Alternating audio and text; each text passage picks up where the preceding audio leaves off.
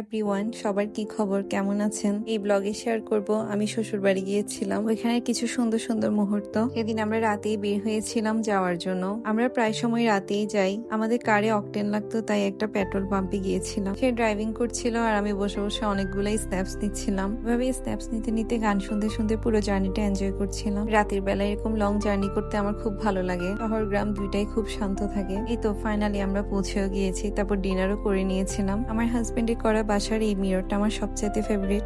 করে আমি একটু হাঁটাহাঁটি করছিলাম। গ্রামের বাড়িতেও খুব বৃষ্টি হয়েছে। সে আমাকে এখানে কোনো ব্যাং দেখাচ্ছিল। আমরা যখনই গ্রামে যাই সে আমার সাথে এভাবে ঘুরে ঘুরে শেয়ার করে তার ছোটবেলার কথা আর তাদের গ্রামের বাড়ির সুন্দর সুন্দর মোমেন্টস গুলো। লেবু গাছটাই এত এত লেবু ধরেছিল and I was honestly so amazed to see it. সবাই মাশাআল্লাহ বলবেন। কিন্তু এটা অন্য পাশের আরো একটা লেবু গাছ, এটা তো অনেকগুলো লেবু হয়েছিল। লেবুগুলোর টেস্টই অন্যরকম। They had such a great flavour. বৃষ্টি পড়ার কারণে প্রত্যেকটা গাছ এত সতেজ হয়েছিল।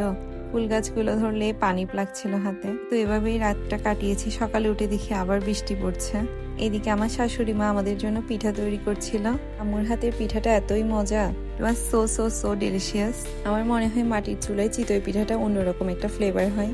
আমি এটা দেশি মুরগির ঝোল দিয়ে খেয়েছিলাম সেদিন। তো তারপর আমি চাটা এনজয় করছিলাম। এটাও আমার শাশুড়ি মাই বানিয়েছিল। আমরা সবাই ওনার রান্নার ফ্যান। এরপর আমি একটু হাঁটাহাঁটি করছিলাম বাইরে। গ্রামের বাড়ি গেলে আমার কোনো কাজ করতে হয় না, শুধু ঘোরাঘুরি করো আর এনজয় করো। এই তো রুমে এসে আমি আমার মর্নিং স্কিন কেয়ারটা করে নিচ্ছিলাম। আমি আমার মর্নিং স্কিন কেয়ার প্রোডাক্টস নিয়ে একটা ডিটেলস ব্লগ শেয়ার করব আপনাদের সাথে। তারপর জানালা দিয়ে দেখছিলাম আবার বৃষ্টি হচ্ছে। তো লাঞ্চ করে দেখছিলাম সন্ধ্যার দিকে কারেন্ট চলে গিয়েছে। সুন্দর ল্যাম্পটা জ্বালিয়ে বসেছিলাম। এই তো আজ এতটুকুই। Thanks for watching my blog.